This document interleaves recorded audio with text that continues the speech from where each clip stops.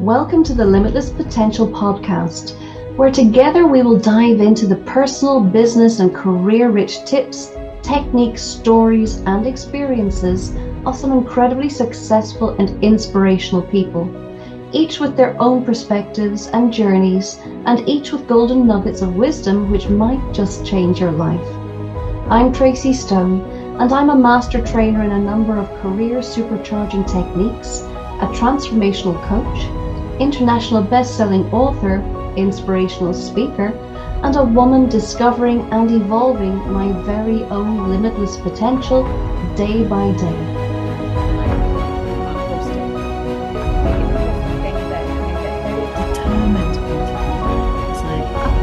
I went to yoga and one you're going to stand up on your stage. Celebrate yourself. Spiritual things for a very second and at her. And so once a week, each of you take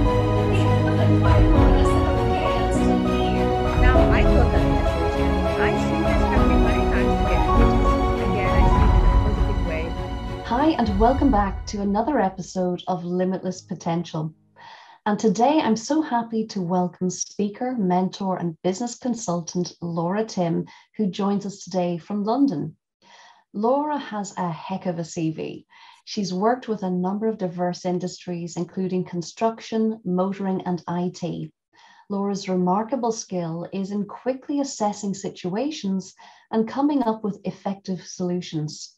Her tactical insight and real-world experience are undoubtedly why so many professionals and business owners turn to her for advice. Laura works closely also with the Federation of Small Businesses, a UK organisation representing small and medium-sized businesses, ensuring that the voices of those small and medium enterprises are represented in the decision-making process of the UK government. No small task. She's also part of the Workspace Advisory Group, which is an advisory body to the Deputy Mayor and the London Economic Action Partnership. As an international speaker, Laura has spoken on the same stages as some of the world's greatest names, including Randy Zuckerberg, John Travolta, Calvin Klein, 50 Cent, and many others. Laura is also the recipient of the Global Woman High Achiever Award and Edu Academia Success Resources of Estonia High Achiever Award. She has also been featured in Phenomenal Global Woman Building the New Paradigm book, and in the book 50 Inspiring Voices of Migrant Women. And she's here with us today to talk about her journey and how she taps into her very own limitless potential. Welcome, Laura, and thank you so much for joining us. Thank you, Tracy, and thank you for the beautiful introduction. And it's a pleasure to be here and to share some of my journey. Well, I'm so excited to share this because there's so much juicy stuff in here. So let's start unpacking it. So, Laura, if you would, we always like to go back to the beginning to start, because we don't start at this fantastic level of success with this exposure, this career, this momentum. We start out very differently in life. So if you would, go back to the beginning and tell us a little bit about what it was like for the young Laura growing up as a little girl. Happy to do so. So when I was very young, very little, I remember always having a curious mind. And I would ask my mom a lot of questions about the world, about people and situations. But I would always enjoy also observing, just looking at people and situations and analyzing those things in my mind and trying to figure out why things worked out the way they did, or why people behaved the way they did, and what could be the backstory behind that. And I know I was very young to do that. And I was also a child who enjoyed being around different people. And what I mean by that is growing up in Estonia, I spent a lot of time staying up with the grown-ups. So whenever we would have family get-togethers, or you'd have relatives around, the big birthday parties, I was the kid who stayed up with all the grown-ups. And I guess when I was initially, when I was younger, my parents, they tried to take me to bed so I would sleep, so they would stay up, but I would never fall asleep. So it became easier for them to keep me around them. And I would just sit there, listen, look at everyone and observe and do the same, as I was saying, analyze why I believe people behave the way they did and kind of come to my own conclusions. And interestingly enough, obviously looking back without judgment, I wouldn't judge someone for the way they were behaving because I believe that everyone's different and they have their own reasons. So partly, I'm not sure where that level of wisdom came from as a young kid. But at the same time, my mom has always been my greatest mentor. And when I did have those questions, why someone would do something, especially when I believed it was a matter of right or wrong, then my mom would always kind of help me and guide me, and also help me build that understanding that everyone is different. Everyone has their own story, and we're all influenced by that story, but we all still have a choice. And I noticed as a kid that whatever our background is, people tend to either take a negative situation and become better than what they would observe, or they would take that pattern and start doing the same. Obviously, there's fluctuations and people are different, but I noticed that pattern happen a lot. And then I was a happy kid. I can't complain. I had kids in my area that I played with. And the first initial struggles for me were when I think it must have been the second or third grade, when I went to a new school and a new class, and I didn't really know anyone. So that was initial struggle, trying to fit in and trying to find my own place. And I think looking back, even more so since I was so too wise for my age and very shy, and more introverted than I was extroverted. So it took me a while to find my ground and find who I was in that new situation. It definitely made me reflect even more so on who I was and what I believed was right or wrong, and even more so why I believed kids behaved the way they did. And one of the first initial lessons for me came quite quickly. So one of those was the fact that if people cannot see who I am or what my value or worth is, it does not mean that it's not there. They just can't see it. And very quickly, I discovered another life-changing or a foundational fact is the one that find the people who see you, appreciate you, and respect you, and stay close to them, because they are the ones that will always have your back. And once I made one or two of those key friends in the class, I knew I was fine. I realized that I don't need everyone to be my friend. It didn't mean that I was making enemies. It just meant that I knew that these are my people, and they are the ones that I truly care about, and they are the ones whose opinions matter. And it just helped me so much in life. And I'm very blessed to have many amazing people in my life. But that was something that I learned early on, that it's better to have fewer friends or people in your close circle than it is to have many acquaintances and friends in the world. So this is an incredible level of emotional maturity for a young girl, isn't it? Yes, and it did involve a lot of maybe nights when I had to self-reflect and where I struggled understanding why other kids might behave in a certain way. I think there were nights when I cried, but I think that's part of childhood, because as a child, you have a lot of different emotions that you don't necessarily yet understand. And I was very fortunate to always find a way back to myself and my beliefs and kind of stay rooted and strong in that. And I think that's always been kind of part of my superpower, to believe in myself and have a strong understanding who I am. That's beautiful. And at what kind of age are we talking here that you had these notions that this is my superpower, to believe in myself? What would you say you were?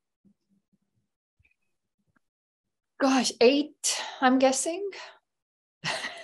That's incredible, isn't it? Yeah.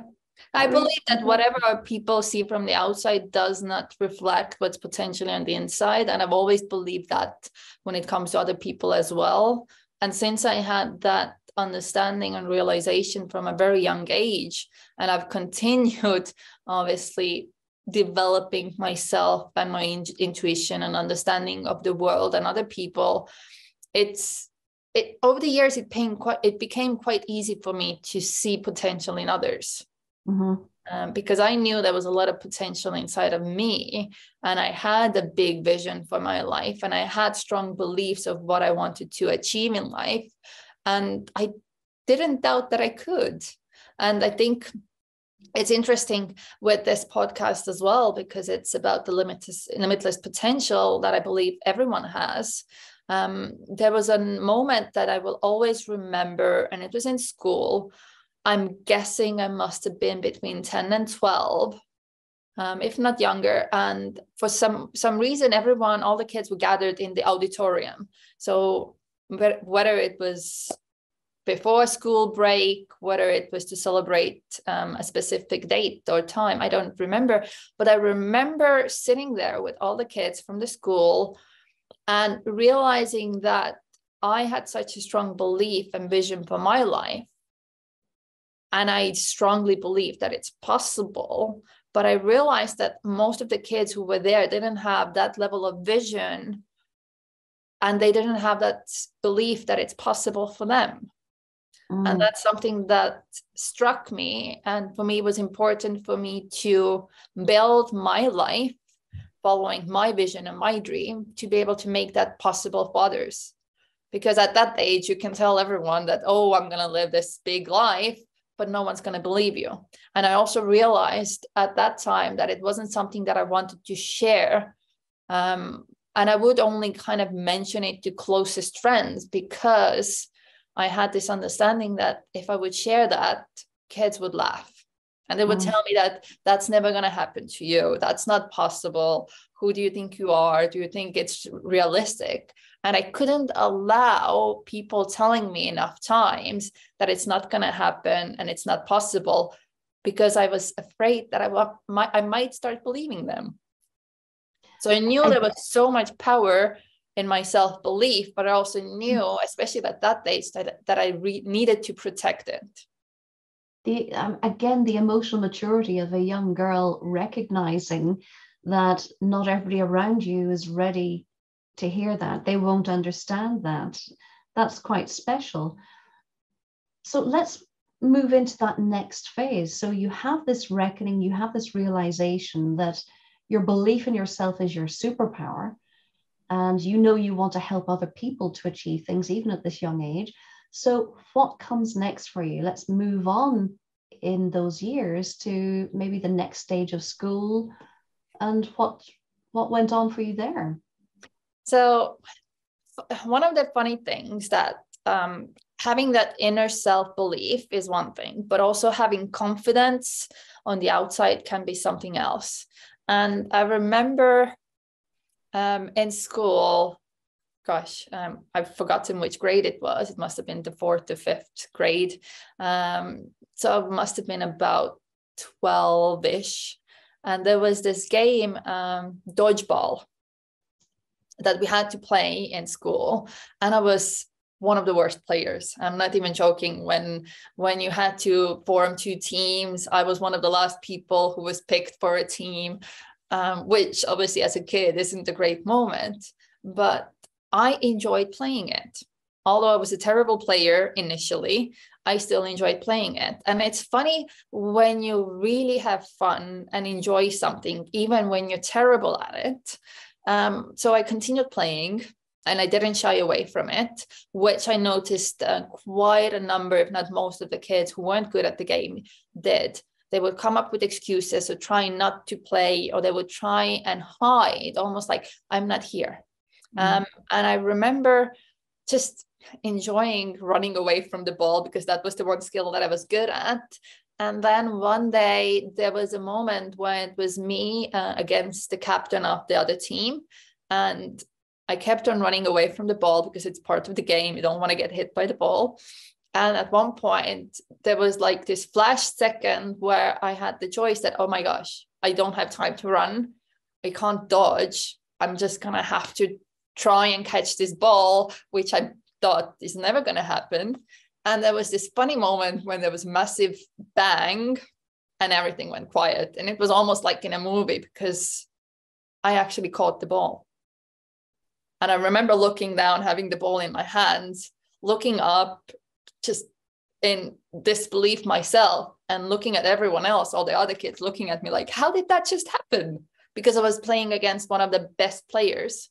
And so I caught the ball, and then I still couldn't throw it to my captain because I was horrible at throwing the ball. But after that moment, it's a funny thing that happens, and that's when you change your beliefs. The next time around, I was like, well, I've done it once. I'm sure I can do it again.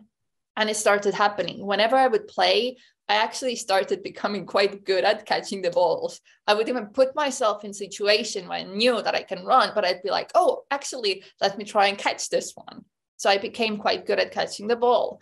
And then obviously that built my self-confidence and I became better at playing. So I wasn't the last person being picked for a team anymore. So I kind of moved up the ranks a bit.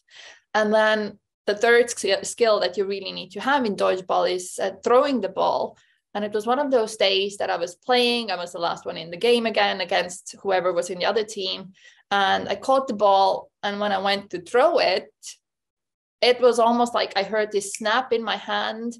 And I threw it with the perfect circle to my team captain. And it was the same. Everyone just looked at the ball as it went with the perfect circle to my team captain, which I did as well.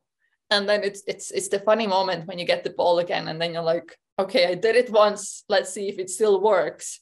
And after that, just I had mastered the skills for that game, dodgeball. And I became one of the best players, which also changed how other kids in school saw me, which is the funniest thing, because what you have inside and others don't see, it was almost like I gave them a level of proof that I'm more than what they initially thought I was. Yeah. And from that game, and I think any type of sports or anything that builds a child's confidence is so fundamental, because from there I knew that, okay, if I can do it with dodgeball, I'm sure I can do it with basketball. I'm sure I can do it with football. I'm sure I can do it with dancing, tennis. And also I use that belief from dodgeball, funnily enough, to also build myself up, whether it was in my career, studies, anything else in life, because I think we can all achieve amazing things as long as we have that self-belief and as long as we keep trying.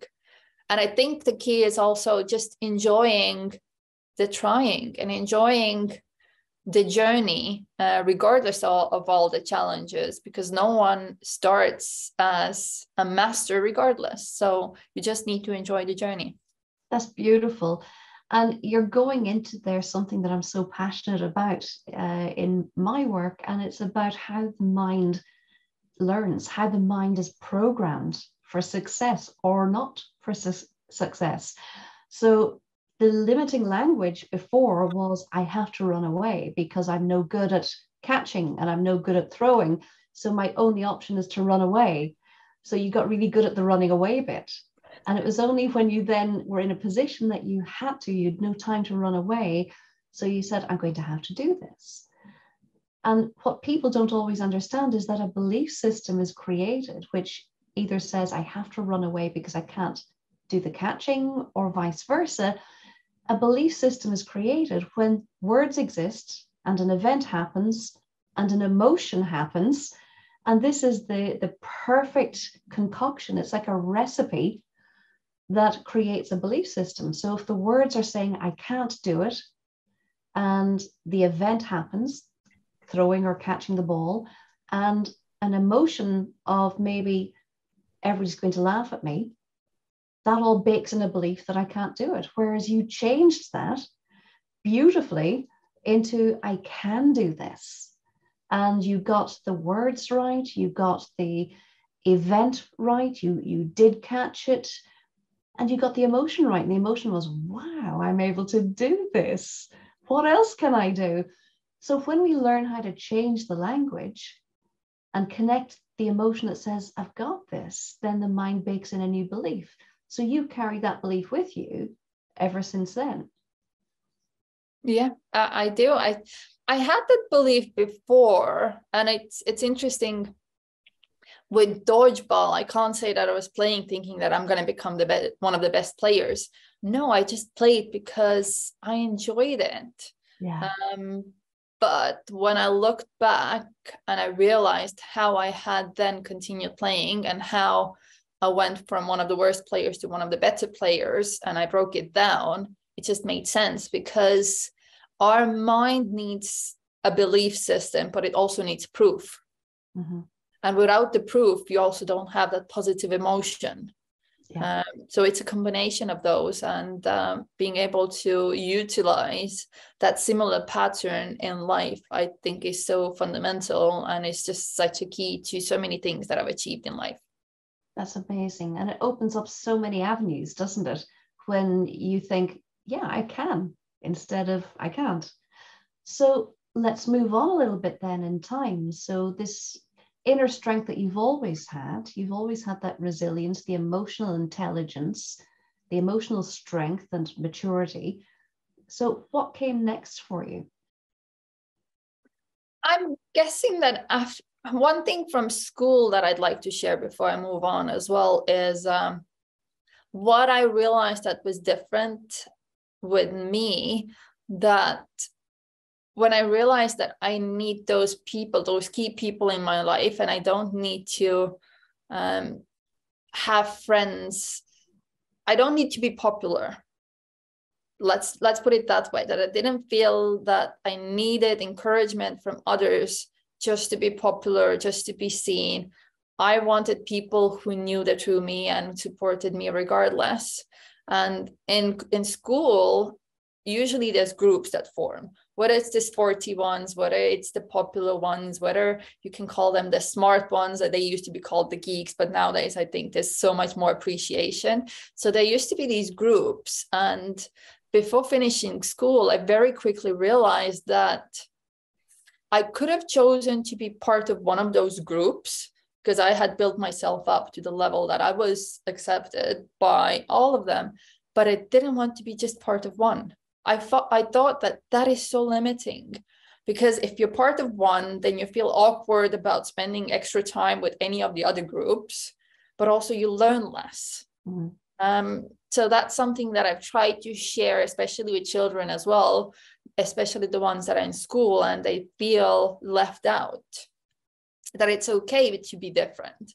And the strength comes from inside. And sometimes the kids that support you aren't necessarily in your class.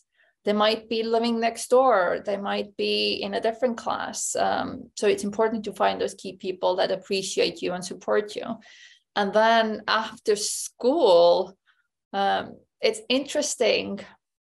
I've enjoyed the journey building myself up. I've always wanted to be able to learn, whether it was a role that I was playing in an organization and the organization itself. I've always enjoyed understanding the bigger picture and the different parts that people play and different departments, how they all fit together. Because for me, once you have the pieces of the puzzle, you can put the whole picture together. But also sometimes you might look at some of the pieces and be like, oh, actually, but it works better if we swap these around. And I think that's where my logical brain comes in, which has always been there. I think it came from starting to analyze people and situations from an early age. So after school, some of the job opportunities that I had, it's almost the universe guided them to me, because they were always a stepping stone to what was next. But at the same time, there were situations where I would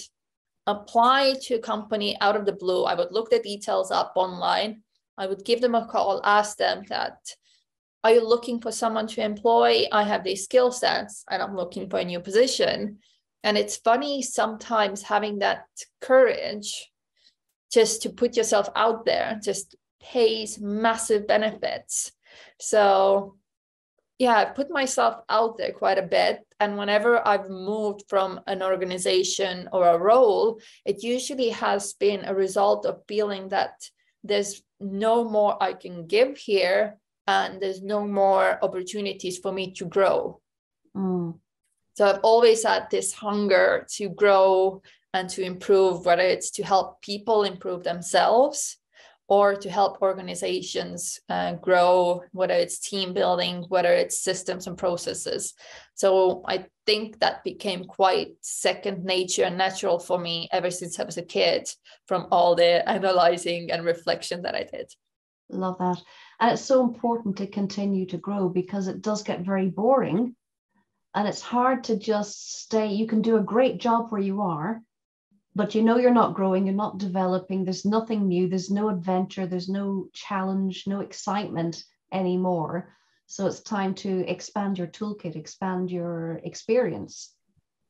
So what would you say in your early stages of your career, what were some of those jobs and what were your key learnings from them? Key learnings that really helped me, and that I use that I always use, and I encourage others to use as well, especially women, is the fact that I always started with learning what I am meant to do in a role. And I would always make notes to make sure that I don't forget, or that I have something to go back to double check if I'm doing things correctly. And I would always ask questions. I was never afraid to ask questions or re-ask, whether it was 2-3 times. I didn't care if it's something that I've asked already. I just wanted to make sure that I understood things correctly and that I had the right information. And I think especially women often feel too shy, or if I ask this question, what are they going to think of me? And I didn't worry about that. I just thought, you know what, even if it comes off as stupid, I'd rather ask and find out the correct way of doing things, or find out the answer instead of not asking. And that's helped me massively, because that's given me all the information that I've needed. And it's also, I think it's shown to people that I've worked with that I want to learn. I would even ask things that you don't necessarily need for your role. And I think initially I would learn my role and master that, and then try and also understand, how does my role communicate with other roles? So how does that fit in? How does that help someone else? Or which kind of step in the chain am I in an organization? And is there anything that can be improved? I think improvement in any way, whether it's personal improvement, improving teamwork, improving organizations, just it's a logical thing for me. And I would always then kind of start putting my ideas out there. Maybe we can do this differently. And it's something that I started doing when I was very young, which brings me back to my childhood with my dad, because my dad was very stubborn and stuck in his own way. So as a kid, I would watch him do a task, whether it was around the house, with the car, whatever it was. And I'd look at him and I'd think like, oh, actually, he can do that differently. There's an easier way. And I would tell him that, oh, have you thought about doing this instead of that? And he was such a proud man, and would tell me like, no, I know what I'm doing. And so he wasn't very open to receiving feedback, especially from a young child. But I learned very quickly that it wasn't important for me to get him to say like, oh, yes, thank you so much, you're right.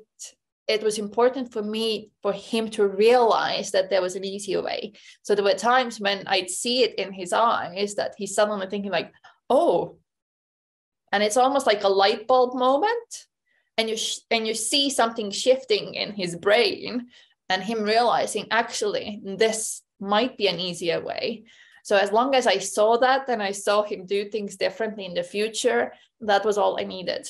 I didn't need him to kind of give me that validation. I needed him to understand and him to change his behavior.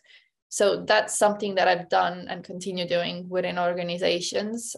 So definitely asking questions and voicing your ideas and opinions, regardless if they get taken into consideration. Put your ideas out there. No one's going to benefit if you just keep it all inside. That's not going to help anyone. Even if the idea will not be chosen and it will come up as silly, you know what, that can spark another idea, or it could actually be the solution to everything. I love that. And so many people, particularly I think these days, people think, well, you're not going to listen to me, so I'm not going to bother asking the question or giving the idea. And I've seen it over the years also in my various corporate roles, that people tend to sit back and just do the day-to-day work and become demotivated, disengaged and disconnected from the work that they're doing, not enjoying it, because they don't feel that anybody's going to bother listening, so they've given up on trying to make them listen. It's an interesting one, and I can understand people feeling that way, because teams and management or organizations can be very different.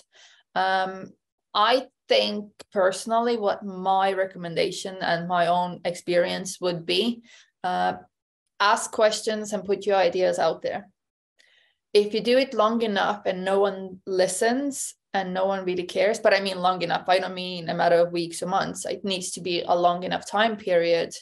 If it still, you feel that you're not heard or not appreciated, maybe that organization is not the right fit for you.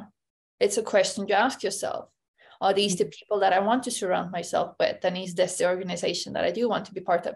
And it's not a bad thing, because I think we're all meant to work in an environment where we're appreciated, and they might just change an organization and suddenly feel very differently. And I don't think people should be miserable at work. That's not going to help the organization, and that's not going to help the individual. But if you don't continue asking questions and you don't put your ideas out there, I'm sorry, but that's on you. That's on the person. And I always thought that if I don't do this, and then I'm unhappy with whatever choice gets, whatever gets chosen, or whatever decision gets made, and I've not put my ideas or thoughts out there, then I can't blame them, because I'm the one who didn't speak up.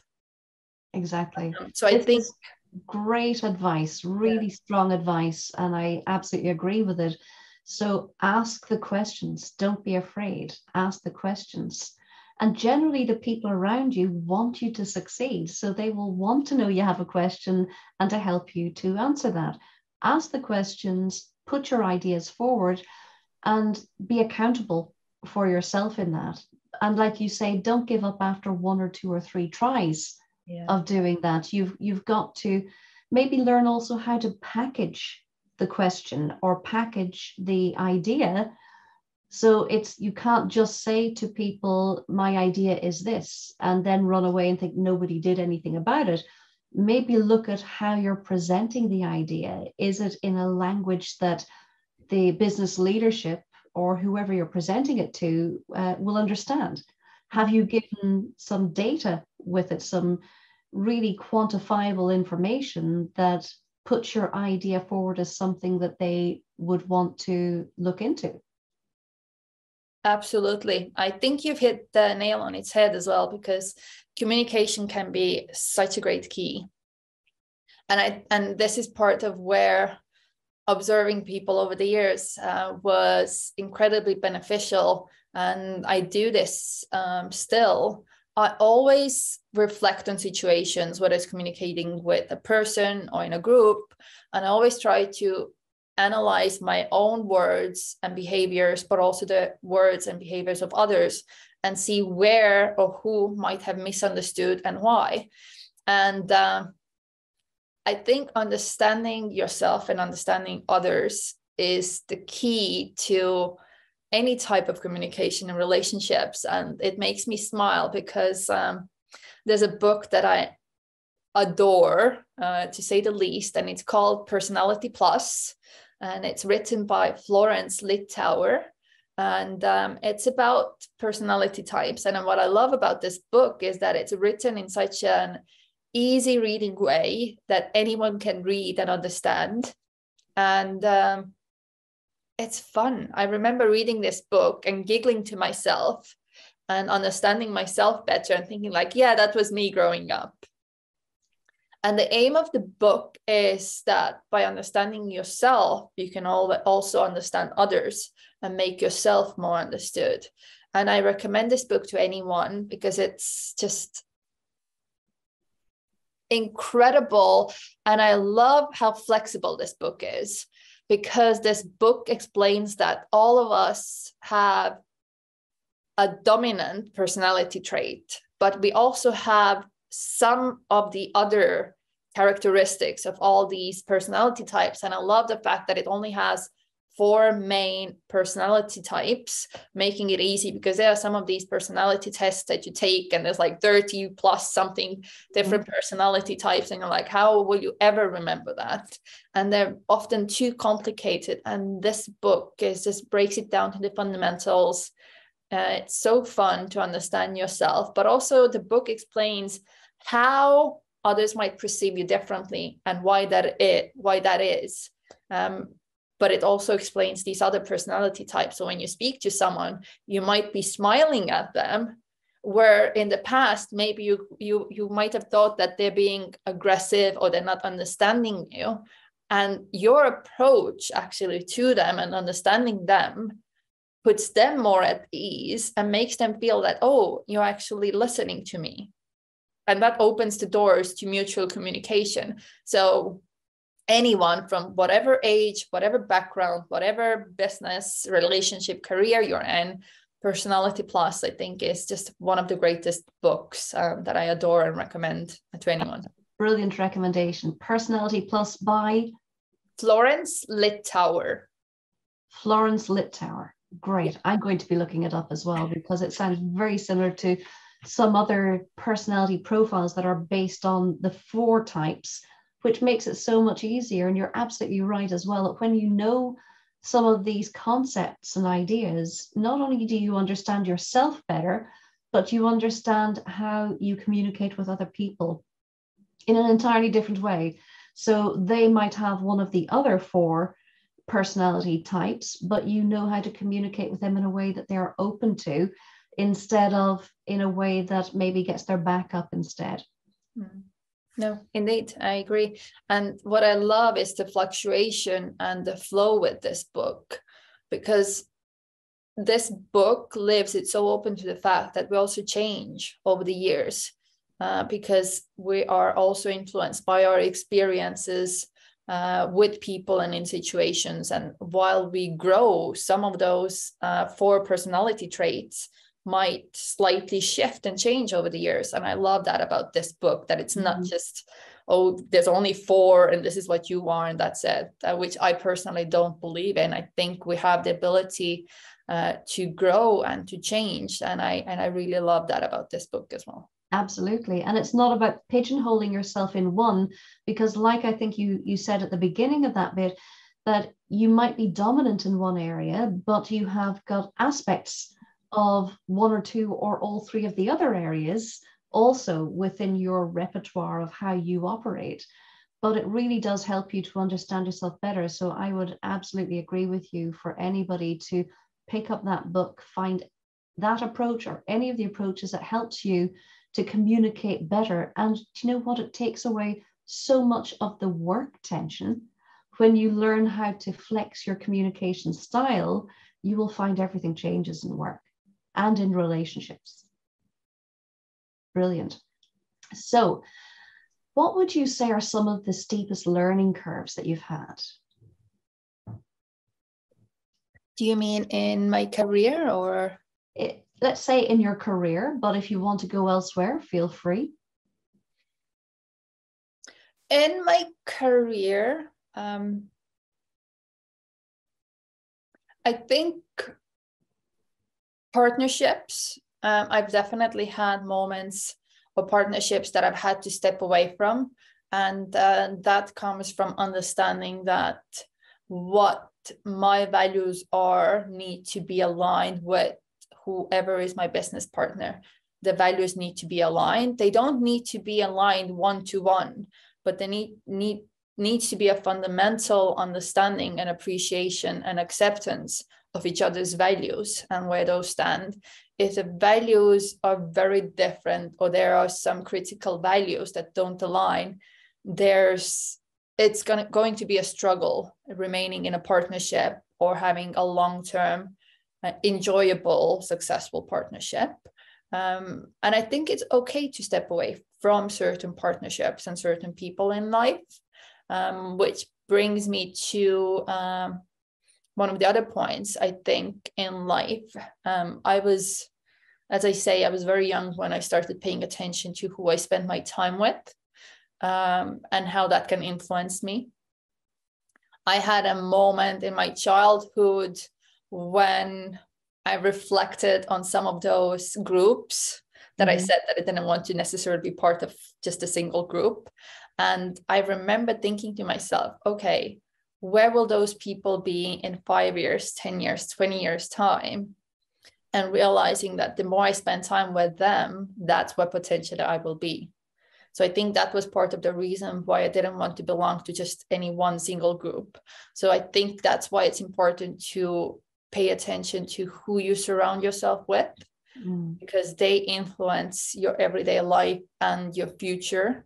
And I've had certain key moments of people in my life that I've had to make peace with stepping away from, realizing that who they are no longer is in line with who I am or who I want to remain or who I want to become, and making peace with that. It's not necessarily easy. I remember a friend that I stepped away from years ago, and friendship for me is something that I value and I'm very loyal. So it was a very difficult choice.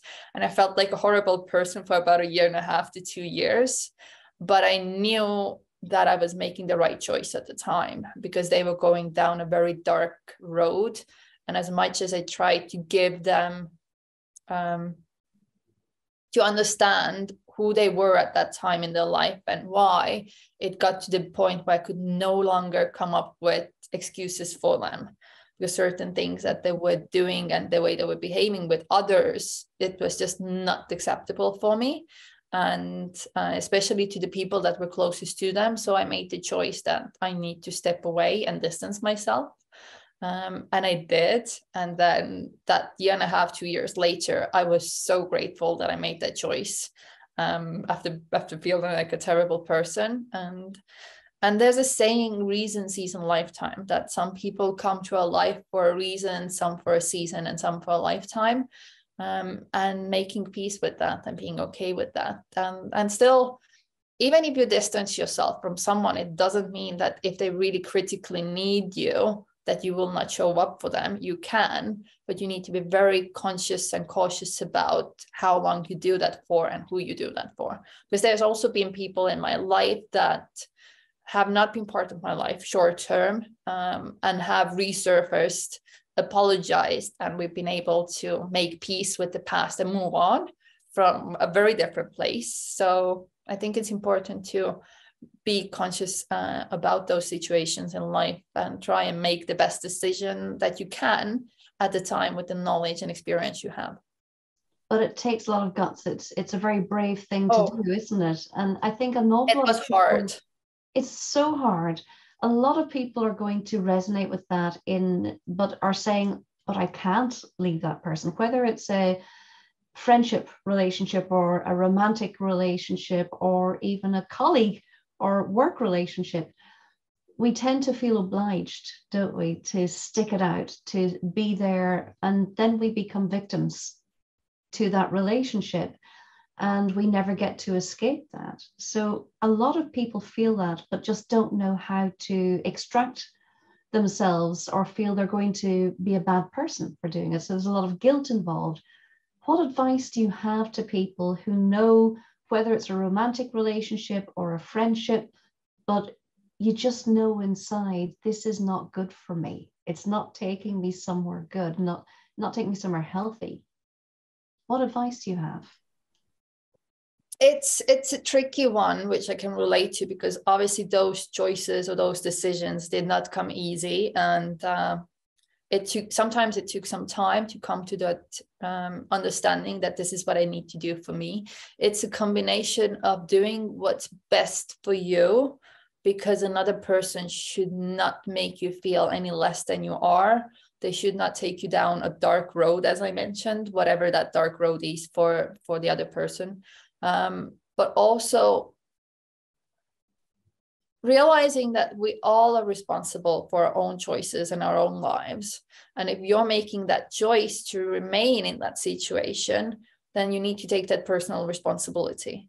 But also realizing that that other person is also responsible for making themselves feel better. That is not your responsibility. I think it's a thin line to understand that, yes, being there, whether it's your partner in life, whether it's a friend, whether it's a family member, being there for them when they're struggling and going through a difficult time is one thing. To support them, to guide them, just being there. But it's a very different thing about taking responsibility for their life. You're not responsible for their life and their choices. And I think if people struggle, yes, maybe you're there a bit more than you should for short term, but don't make them reliable on your choices. They need to be able to manage their own lives, and don't become their crutch. Because if you're constantly helping them and not living your life, you're actually teaching them that they don't need to do it. They don't need to take personal responsibility, that you're responsible when you're actually not. And it's a difficult realization to sometimes come to. And it's even harder to then start stepping away, because it's almost like giving a kid a candy, a lollipop, and they enjoy it and they have it. And then you're suddenly trying to take it away. The kid won't like it. And it's the same with people. Once you become their crutch, it's almost like when you start focusing on your life, it's like you're taking that crutch away. And they're like, but what are you doing? But you've always been here. You've always done this. Like, why are you now suddenly saying no? But you need to say no and realize that it's going to be hard days, weeks, months before they're starting to take that responsibility again. And if they don't, that is not on you.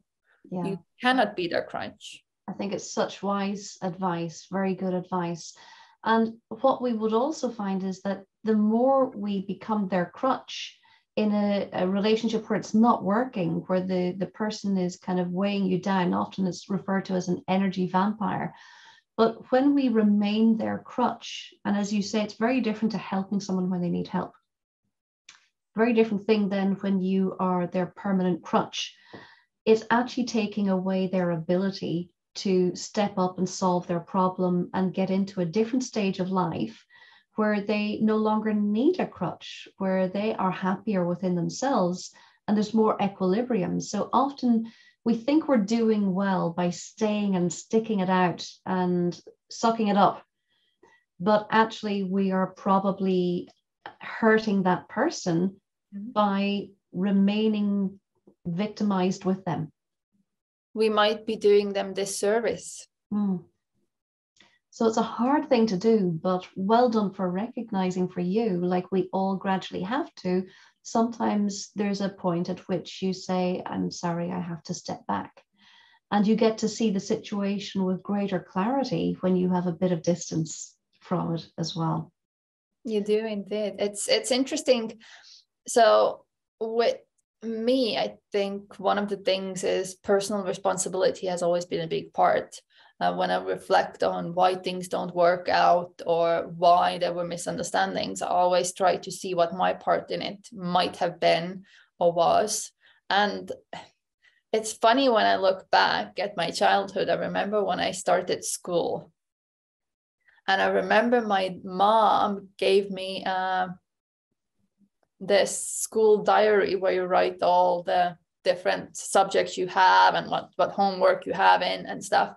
I remember my mom gave me that and she looked at me and she said that school is your responsibility. Your homework is your responsibility. And I'm not going to be checking. If you need help, ask, but this is your responsibility. And she made it very clear. I think ever since that day, I've taken personal responsibility for, and I always realized that even in school, if I wasn't doing well in a specific topic or a specific class, I reflected and I was like, yeah, I actually didn't study that much, so I can't really complain about my grades. So I took personal responsibility ever since I was young. And I've carried that on ever since, basically. And all the way through. So bring us forward into your career, because you're not working in those same organizations anymore. Tell us what the career evolved into, and you've got some incredible things going on there. It's interesting. I tend to actually forget some of the things that I've worked on, or some of the things that I've achieved, which I should celebrate more. I was very driven to learn more. I also was so interested in different topics and different aspects of business and people. And when I took on something new, I just focused on becoming better and learning more and growing. And then at one point, I had opportunities to help, whether it was startups or help other businesses, which I started doing kind of on the side. And I just enjoy that, and enjoy working with people, and I enjoy improving teams, and I enjoy building organizations. And I'm a bit of a problem solver as well. So when I've been offered those opportunities, I've taken those. And even the work that I do with the Federation of Small Businesses, I think there's such an amazing organization and such a great voice for businesses in the UK. It just came from me wanting to add value, and from me wanting to support and kind of give my 2 cents of time and knowledge and share that. And that's obviously led to the work with the mayor as well, and some other things. And that self-belief has helped me launch projects and events and be part of organizations where I can just kind of add value. I think value adding is a big thing for me, because I've learned so much from my experiences and from people, that it's very natural for me to want to kind of help others and improve organizations. And by adding value, I think I've been able to then attract others who've recognized that and have then reached out for help or for collaborations or opportunities. And it's interesting, when you first start off, it's like you're trying to knock on every door. And then at one point in your life, you have that experience and the knowledge, and you're so much at ease with yourself that you almost, it's not that you're literally sitting back, but you don't feel the need to knock on every door, because you're at peace with who you are and where you are. And it's interesting, kind of those doors start showing up in front of you, but already open. And then it's more of a choice that, do I want to walk through this door? Do I want to work with this organization? Do I want to work with these people? And it becomes more of a choice. It's like the table turns at one point in your life. And I think that comes from experience, knowledge, but also that belief in oneself. And knowing that you don't need all of that. You don't need to walk through every door. You don't need to work with everyone. And yeah, making that the choice for you, what's right for you. Beautiful. And as you make those choices and choose the things, what are one or two of the projects or collaborations that you would be most proud of, and why? Oh gosh, I think most of it has been one of the things that I sometimes forget, the courage I had with the work that I've done with Global Women, when I launched the Global Women Network in California without knowing California, without knowing the different areas, without really knowing people there. And I traveled for a year on a monthly basis, establishing a network, bringing women together to network, to make connections, to collaborate. I just knew that I could do it, and it was something that I wanted to do. I felt that at that time I wanted to give more back to women specifically, because I've never really felt that I need to choose that I'm only working with men, only working with women.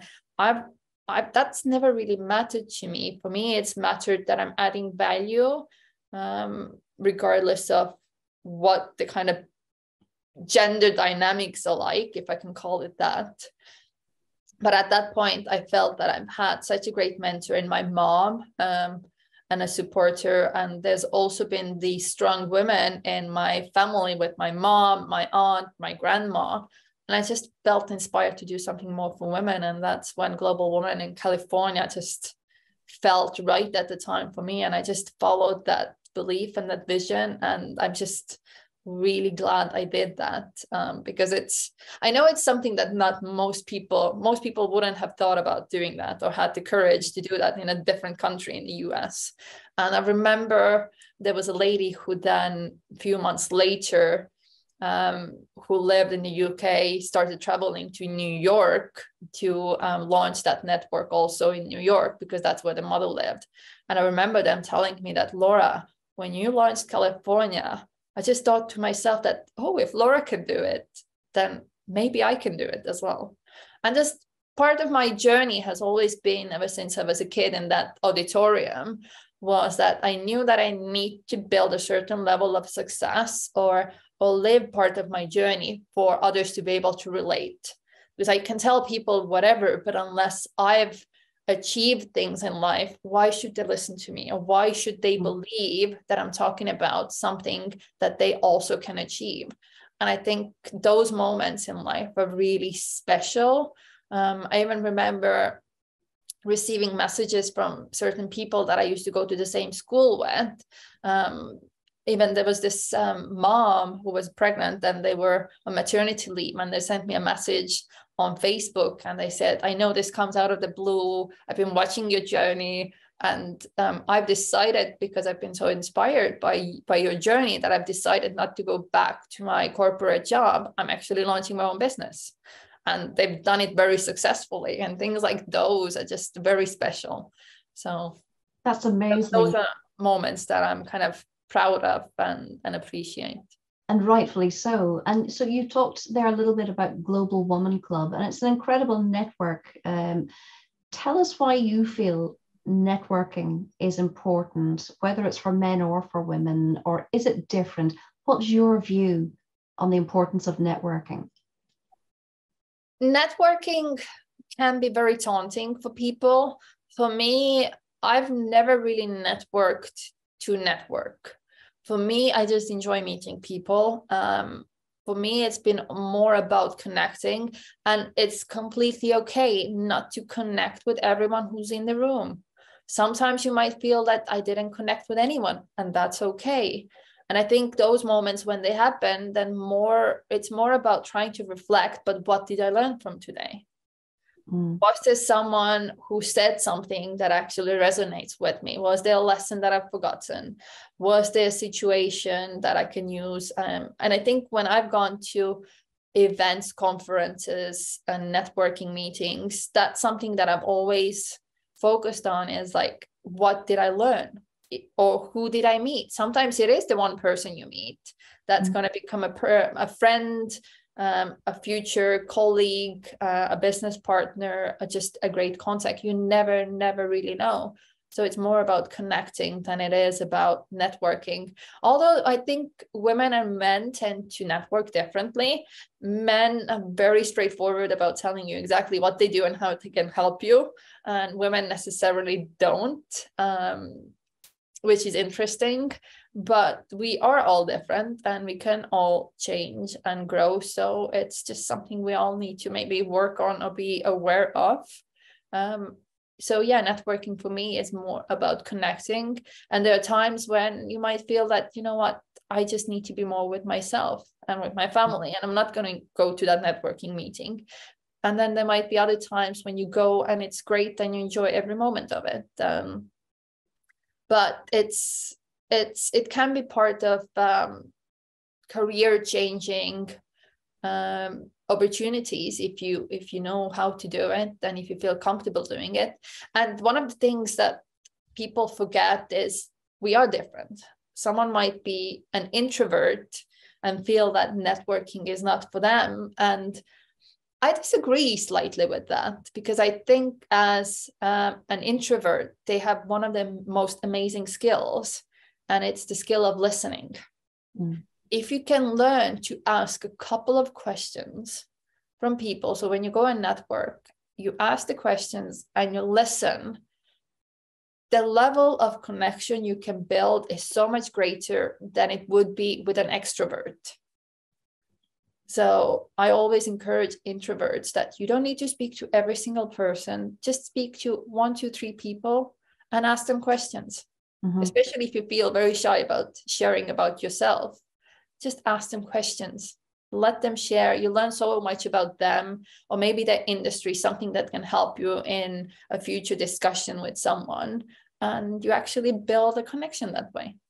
That is brilliant advice. And Laura, touch on, if you will, for a moment about your speaking events. So you've spoken on stages with some pretty big names there. Tell us a little bit about that and how that's come about and what it's like. I've had some amazing opportunities in life to speak on these different stages and in different countries in the world as well. One of the big events that I initially had was in Florida. And I think I've forgotten who I shared the stage with that time. But it's interesting. I spoke in front of thousands of people for the first time ever. And something that I'll share is what I find different with people who are comfortable with public speaking and those who are not. But it's interesting, I actually that time talked about success without limits, and I used my dodgeball story. And I think the title was Success Without Limits, but the subtitle was What Dodgeball Taught Me About Success. And I chose the topic very specifically because I knew it will intrigue people. They'd be like, dodgeball and success, how do those relate?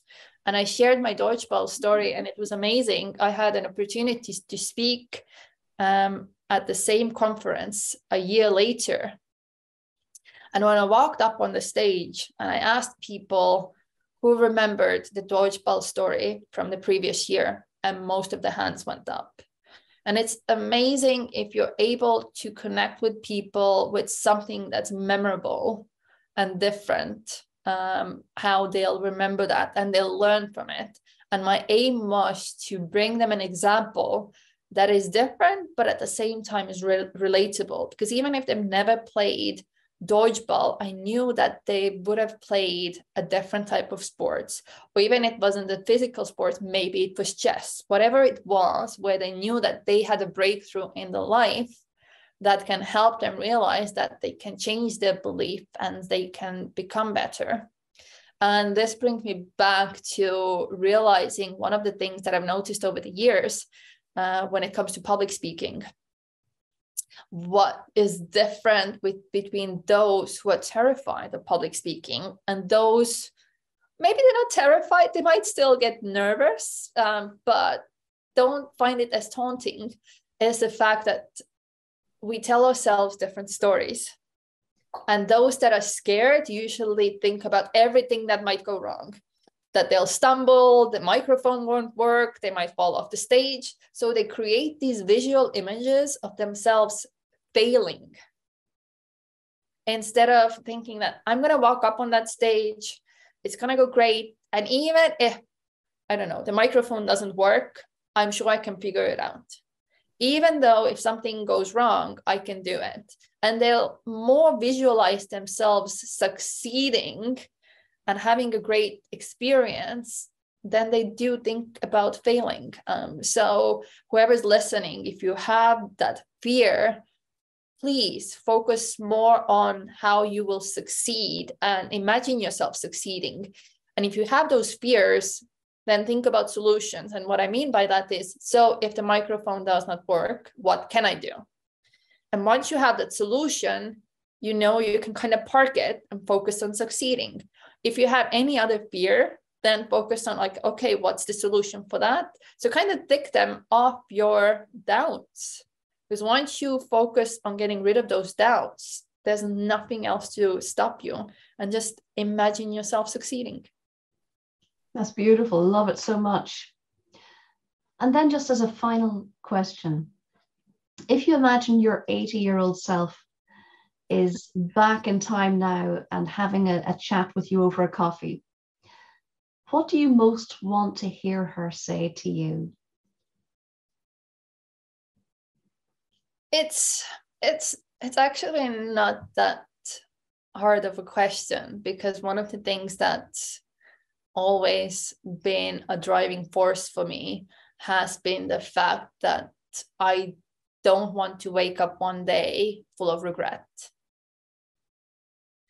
With the dreams and visions that I've had, I've known that I do sometimes need to push myself to go after those. And part of that was moving to London, the UK, when I was in my 20s, because I knew that was part of my dream.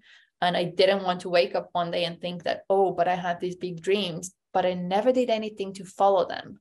And I think this is where also the personal responsibility comes in. I always knew that if I don't follow those dreams, I can only blame myself. I can't say that, oh, but I stayed behind because I wanted to be close to my friends. I stayed behind because it was easier. I stayed behind because I didn't have enough money. I stayed behind because whether it's knowledge, experience, whatever, we can come up with so many excuses. And I just realized at the end of the day, the only person that I could blame for me not achieving my dreams or not following at least my dreams is myself. And there's no one else I can blame for that. And I think